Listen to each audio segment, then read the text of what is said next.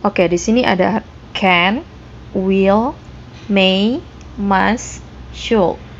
Can artinya bisa atau dapat, will artinya akan atau mau, sedangkan may artinya boleh, should artinya seharusnya, must artinya harus. Untuk must sama should, kalau must itu kan harus, artinya lebih wajib kayak gitu. Sedangkan should itu seharusnya. Jadi semacam menyarankan, kamu seharusnya kayak gitu. Nah, sekarang kita coba bikinkan pertanyaan ya dari sini. Oke, kalau untuk pertanyaan ini can-nya kan di depan. Contoh, can you go? Bisakah kamu pergi gitu. Nah, di sini yang perlu diingat, kata kerjanya atau go-nya ini harus bentuk verb murni, tidak boleh dijadikan ing ataupun verb 2, verb 3. Jadi tetap go gitu.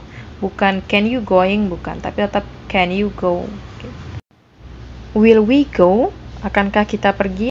Atau may we go? Bolehkah kita pergi? Should we go? Haruskah kita pergi? Must we go? Harus kita pergi. Jadi di sini tuh kata harus tadi konteksnya ya, tingkat keharusannya. Oke. Pertanyaan ini bisa kita gabungkan dengan pertanyaan atau question word ya. Contohnya gini. Oke. Siapa itu who. Kalau kita mau nanya siapa yang akan pergi, berarti who will go. Jadi tinggal ditambahkan who-nya di depannya. Who will go? Siapa yang bisa pergi sekarang? Who can go now? Siapa yang harus pergi sekarang? Who must go now? Siapa yang boleh pergi sekarang? Who may go now? Termasuk kapan? Kapan kamu pergi? Kapan kamu akan pergi? When will you go? Kapan kamu harus pergi? When must atau should you go? Terus di mana? Where? Di mana kamu akan pergi? Berarti atau kemana kamu akan pergi gitu kan ya? Where will you go? Kayak gitu. Atau kenapa kamu harus pergi? Why should you go? Atau why must you go? Atau bisa juga pertanyaan bagaimana bisa kamu pergi? How can you go? Atau bagaimana bisa kamu masak? How can you cook? Nah, ini bisa ya. Termasuk pertanyaan dengan siapa? With whom? Dengan siapa kamu akan masak? With whom will you cook? Berapa kali? Berapa kali itu how many times? Berapa kali kamu akan pergi ke Jakarta? How many times will you go to Jakarta? Jadi kamu harus berlayar. How many times must you sail atau should you sail? Oke, next lagi berapa lama? Berapa lama itu how long? Berapa lama kamu akan berlayar? How long will you sail? Atau berapa lama kita bisa berlayar? How long can we sail? Atau berapa lama dia perempuan boleh berlayar? How long may she sail? Nah, termasuk juga pertanyaan jam berapa? Jam berapa kan what time? Jam berapa kamu akan berlayar? What time will you sail? Jam berapa kita bisa belajar? What time can we study? Jam berapa kita harus pergi gitu? What time should we go? Atau what time must we go? Atau bisa juga seumpama pertanyaannya berapa banyak. Nah, untuk pertanyaan berapa banyak ini ada dua ya. Ada how many sama how much. How many ini untuk benda yang bisa dihitung.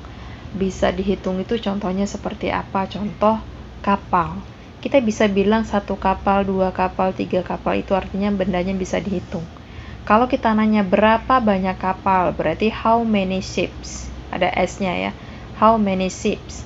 Contoh lagi, Berapa banyak kru, berarti how many crews. Berapa banyak perusahaan, how many companies. Berapa banyak laporan, how many reports. Nah, kalau how much ini untuk benda yang tidak bisa dihitung. Contoh salah satunya itu benda cair, liquid ya, oil, minyak. Berapa banyak minyak, how much oil, karena minyak itu tidak bisa dihitung. Beda, kalau kita hitungnya dalam bentuk liter, maka yang kita hitung itu liternya, bukan minyaknya. Nah, ini minyaknya langsung, kita nggak mungkin bilang 1 minyak, 2 minyak. Nah, termasuk air ya, mau bilang berapa banyak air, how much water. Terus, nggak cuma benda cair aja, termasuk juga benda-benda kecil yang nggak bisa dihitung. Contoh pasir, how much sand, berapa banyak pasir. Contoh sugar, gula, how much sugar, berapa banyak gula. Contoh lagi nasi ya, how much rice, kayak gitu. Bisa juga contoh rambut, how much hair, kayak gitu. Dan nanya gaji itu pakai how much salary. Oke, dan uang itu masuknya ke how much money. Berapa banyak uang. Jadi, untuk how many itu untuk benda bisa dihitung, sedangkan how much untuk benda yang tidak bisa dihitung. Nah, kalau kita gabungkan dengan pertanyaan akan bisa, harusnya, dan boleh, tadi contohnya gini, contoh. Setelah pertanyaan how many sama how much itu langsung diikuti benda ya. Contoh, berapa banyak kru, berarti how many crews yang akan berlayar, berarti how many crews will sail. Atau kalau kita ganti lagi, berapa banyak kru yang akan kamu telepon gitu ya. Berarti how many crews yang akan kamu telepon, will-nya di depan, will you call. How many crews will you call. Atau berapa banyak kru yang bisa berlayar, how many crews can sail, gitu. Atau berapa banyak perusahaan yang harus kamu telepon, berarti how many companies must atau should you call. Oke, next, how much, contoh berapa banyak minyak gitu ya. How much oil, berapa banyak minyak yang kamu, how much oil will you take. Atau minyak yang boleh kita ambil, berarti boleh tadi may ya, how much oil may we take. Atau bisa juga contohnya berapa banyak gula gitu yang harus kamu gunakan, berarti how much sugar, berapa banyak gula, berarti how much sugar ya. How much sugar must we use. Oke, menggunakan itu use bahasa Inggrisnya. How much sugar must we use atau should we use. Nah, contoh gini, saya mau nanya, berapa banyak kru di kapal kamu gitu ya. How many crews, ya kan? Di kapal kamu, di kapal kami itu bahasa Inggrisnya in your ship, berarti how many crews in your ship. Atau kita bilang berapa banyak laporan di atas meja gitu, how many reports on the table ya. Jadi tanpa will, tergantung konteks kalimat ya. Atau kita mau pakai how much, berapa banyak minyak di dalam tank gitu kan ya. Atau how much oil in tank